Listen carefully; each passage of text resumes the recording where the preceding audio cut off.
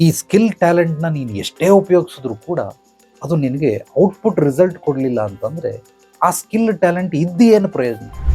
So ಪ್ರತಿಯೊಬ್ಬ ವ್ಯಕ್ತಿಯಲ್ಲಿ skill talent ಇದೆ, ಅದು ನಿಮಗೆ ಐಡೆಂಟಿಫೈ ಮಾಡೋಕ್ಕೆ ಬರ್ತಾ ಇಲ್ಲ. ಐಡೆಂಟಿಫೈ ಮಾಡಿದ್ರೂ ಅದು ನಿಮಗೆ ಉಪಯೋಗಿಸ್ಕೊಳ್ಳೋಕೆ ಬರ್ತಾ ಇಲ್ಲ.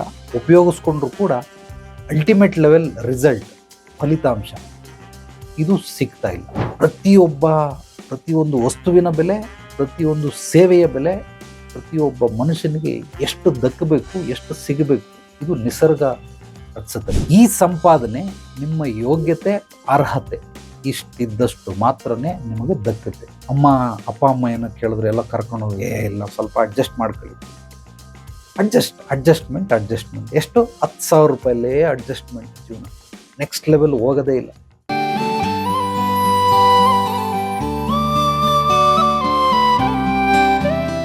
ಈ ಸ್ಕಿಲ್ ಟ್ಯಾಲೆಂಟ್ನ ನೀನು ಎಷ್ಟೇ ಉಪಯೋಗಿಸಿದ್ರು ಕೂಡ ಅದು ನಿನಗೆ ಔಟ್ಪುಟ್ ರಿಸಲ್ಟ್ ಕೊಡಲಿಲ್ಲ ಅಂತಂದರೆ ಆ ಸ್ಕಿಲ್ ಟ್ಯಾಲೆಂಟ್ ಇದ್ದು ಏನು ಪ್ರಯೋಜನ? ಏನಕ್ಕೆ ಬೇಕದು? ಸೊ ಅದು ನಿನಗೆ ಉಪಯೋಗಿಸ್ಕೊಳ್ಳೋಕೆ ಬರ್ತಾ ಇಲ್ಲ.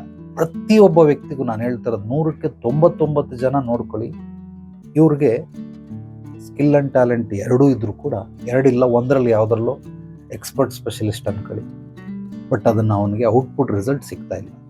ಈ ಸಿಗದೇ ಇರೋದಕ್ಕೆಲ್ಲ ಮೂಲ ಕಾರಣಗಳು ಏನು?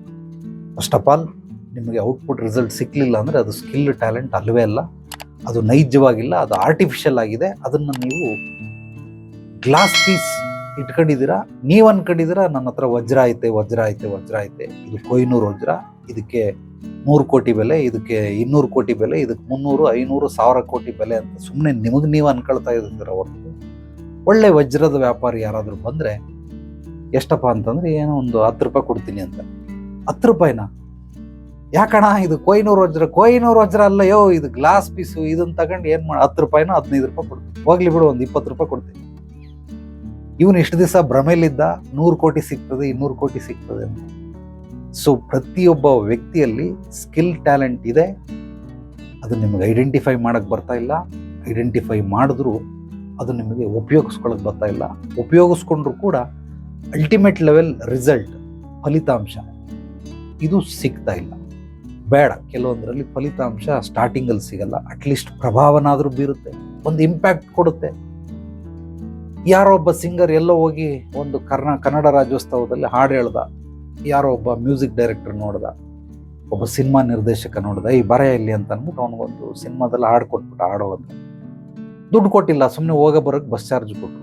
ಆ ಹಾಡು ಕ್ಲಿಕ್ ಆಗೋಯ್ತು. ನೆಕ್ಸ್ಟ್ ಇನ್ನೊಬ್ರು ಕೊಟ್ಟರು, ಈಗ ಅವನಿಗೆ ಒಂದು ಹಾಡಿಗೆ 10 ಲಕ್ಷ ರೂಪಾಯಿ ದುಡ್ಡು. ಸೊ ಈಗ ಬರಲಿಲ್ಲ, ಸಡನ್ ಆಗಿ ಸಿಗ್ಲಿಲ್ಲ, ಪ್ರಭಾವ ಬೀರ್ತು, ಅದಾದ್ಮೇಲೆ ಫಲಿತಾಂಶ ಸಿಕ್ತು. ನಿಮಗೆ ಯಾವಾಗ ಹಿಂಗಾಗುತ್ತೆ? ನೀವೆಲ್ಲ ಯಾವಾಗ ನಿಮ್ಮ ಸ್ಕಿಲ್ ಟ್ಯಾಲೆಂಟನ್ನು ಎನ್ಕ್ಯಾಶ್ ಮಾಡ್ಕೊಳ್ತೀರಾ? ಹೇಗೆ ಎನ್ಕ್ಯಾಶ್ ಮಾಡ್ಕೊಳ್ಳೋದು? ಅದು ಎನ್ಕ್ಯಾಶ್ ಮಾಡ್ಕೊಳ್ಳೋದು ಆಮೇಲೆ ಇರಲಿ, ಮೊದಲು ಅದು ಆ ಯೋಗ್ಯತೆ, ಅರ್ಹತೆಯನ್ನು ಹೊಂದಿದೆಯಾ ಇಲ್ವಾ? 2 ಅತ್ಯಮೂಲ್ಯವಾದ ವಿಚಾರಗಳನ್ನು ತಿಳಿಸ್ತೀನಿ, ಮೊದಲು ಕೇಳ್ಕೊಳ್ಳಿ, ಬಹಳ ಗಮನ ಕೊಟ್ಟು ಆಲಿಸಿ. Very very important subject. ಏನಂದರೆ, ಒಂದು ಮನುಷ್ಯ ನಿರ್ಧರಿಸ್ತಾನೆ ಯಾವುದೇ ವಸ್ತುಗಳಿಗೆ ಬೆಲೆಯನ್ನು. ಹಣ್ಣು, ತರಕಾರಿ, ಅಕ್ಕಿ, ಬೇಳೆ, ಸಕ್ಕರೆ, ಮನೆಗೆ ಉಪಯೋಗಿಸುವಂಥ ಆಹಾರ ಪದಾರ್ಥಗಳು, ನಾವು ಮನುಷ್ಯ ಉಪಯೋಗಿಸುವಂಥ ಎಲ್ಲ ವಸ್ತುಗಳಿಗೂ ಒಂದು ಬೆಲೆ ಅಂತ ಇದೆ. ಕೆಲವೊಂದು MRP ಹಾಕಿರ್ತಾರೆ, ಕೆಲವೊಂದು MRP ಹಾಕಿರಲ್ಲ, ಸ್ಪಾಟಲ್ಲಿ ಹೋದಾಗ ತಗೊಳ್ಬೇಕಾಗುತ್ತೆ. ಸೊ ಇದಕ್ಕೆಲ್ಲ ಬೆಲೆ ನಿರ್ಧರಿಸಿರುತ್ತೆ. ಇದು man made MRP rate, man made things ಇವೆಲ್ಲ. ಇನ್ನೊಂದು ನಿಸರ್ಗ ನಿರ್ಧರಿಸುತ್ತೆ.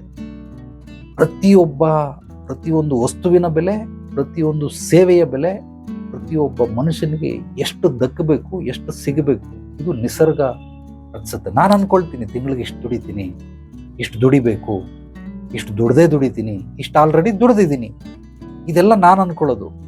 ಬಟ್ ಅದನ್ನೆಲ್ಲ ನಿರ್ಧಾರ ಮಾಡೋದು ಯಾವುದು ಅಂತಂದರೆ ನಿಸರ್ಗ. ಯಾಕೆಂದರೆ ಪ್ರತಿಯೊಬ್ಬ ಮನುಷ್ಯ ಇಲ್ಲಿ ಬದುಕ್ತಾ ಇರೋದೇ ಕರ್ಮ ಸಿದ್ಧಾಂತದ ಅನುಗುಣವಾಗಿ. ಕರ್ಮ ಸಿದ್ಧಾಂತಗಳು ಇಡೀ ಅವನ ಜೀವನವನ್ನು ಆಳುತ್ತೆ. ಹೆಚ್ಚು ಪ್ರಮಾಣದಲ್ಲಿ ಇದರದೇ ಪ್ರಭಾವ, ಪರಿಣಾಮ, ಫಲಿತಾಂಶ ಇರುತ್ತೆ ಕರ್ಮ ಸಿದ್ಧಾಂತ. ಆದ್ದರಿಂದ ನಿಸರ್ಗ ನಿರ್ಧರಿಸುವಂಥದ್ದು ಏನಿದೆ, ಯಾರ್ಯಾರ ವ್ಯಕ್ತಿಗೆ ಎಷ್ಟೆಷ್ಟು ಅವನಿಗೆ ವ್ಯಾಲ್ಯೂವನ್ನು ನೀಡಬೇಕು, ಅವನ ಸಂಪಾದನೆ ಅಷ್ಟೇ ಇರುತ್ತೆ. ಸಂಪಾದನೆ ಮತ್ತೆ ಹೇಳ್ತಾ ಇದ್ದೀನಿ, ಸಂಬಳ ಬೇರೆ, ಸಂಪಾದನೆ ಬೇರೆ. ಸಂಬಳ ಏನು, ನೀವೆಲ್ಲೋ ಕೆಲಸ ಮಾಡ್ತೀರಾ, ಒಂದು 30,000 50,000 ದುಡ್ಡು ಕೊಡ್ತಾರೆ, ಅದನ್ನು ನೀವು ಸಂಬಳ ಅಂತ ಕರಿತೀರ. ಸಂಪಾದನೆ ಅಂದರೆ ಆ ಸಂಬಳದಲ್ಲಿ ಮನೆ ಬಾಡಿಗೆ ಅವು ಇವು ನೀಡ್ಸ್ ಅಂಡ್ ವಾಂಟ್ಸ್ಗೆಲ್ಲ ಹೋಗಿ ಮಿಕ್ಕಿರುತ್ತಲ್ಲ, ಇದನ್ನ ಸಂಪಾದನೆ ಅಂತ ಕರೀತಾರೆ. ಈ ಸಂಪಾದನೆ ನಿಮ್ಮ ಯೋಗ್ಯತೆ ಅರ್ಹತೆ ಇಷ್ಟಿದ್ದಷ್ಟು ಮಾತ್ರನೇ ನಿಮಗೆ ದಕ್ಕುತ್ತೆ. ಈ ಯೋಗ್ಯತೆ ಅರ್ಹತೆಯನ್ನ ನೀವೇನಾದ್ರೂ ಹೆಚ್ಚಿಸ್ಕೊಳ್ಳಿಲ್ಲ ಅಂದ್ರೆ ನೀವು 10,000ದಲ್ಲೇ ಬದುಕ್ತಾ ಇರ್ತೀರ, ನೀವೊಂದು 30,000ದಲ್ಲೇ ಬದುಕ್ತಾ ಇರ್ತೀರ, ನೀವೊಂದು 50,000ದಲ್ಲೇ ಬದುಕ್ತಾ ಇರ್ತೀರ. ಅದು ವರ್ಷಕ್ಕೊಂದು 5%, 10%, ಕೆಲವೊಮ್ಮೆ ಒಂದು 15% ಇನ್ಕ್ರೀಸ್ ಆಗ್ಬೋದು ಹೊರತು ಯಾವತ್ತೂ ನೀವು 5 ಲಕ್ಷ 50,000 ದುಡಿಯೋನು 5 ಲಕ್ಷ ದುಡಿಯೋದಕ್ಕೆ ಸಾಧ್ಯವಿಲ್ಲ.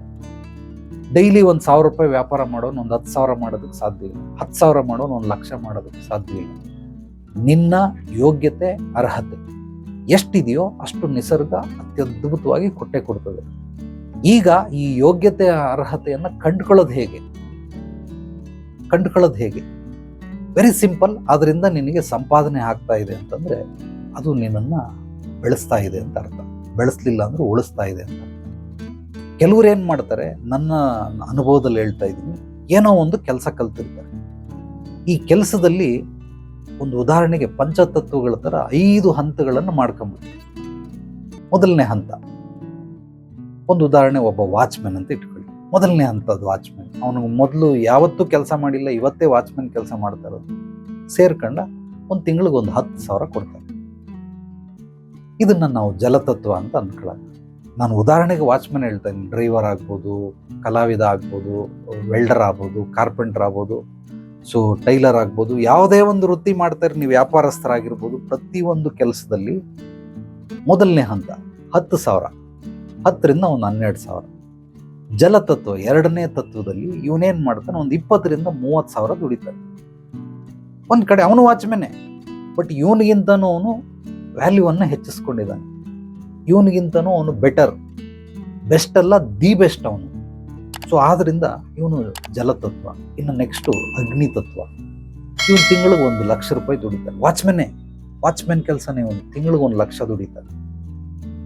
ಇನ್ನು ಇವನಿಗಿಂತ ವಾಯು ತತ್ವದವರು, ಇವನೇನ್ ಮಾಡ್ತಾನೆ, ಮೊದಲನೇ 10,000ಗಿಂತ ಇವನು ಬೆಟರ್, ಇವನಿಗಿಂತ ಇವನು ಡಬಲ್ ಬೆಟರ್, ಇವನಿಗಿಂತ ಮೀರಿ 1.5 ಲಕ್ಷ 2 ಲಕ್ಷ ರೂಪಾಯಿ ದುಡಿತಾನೆ.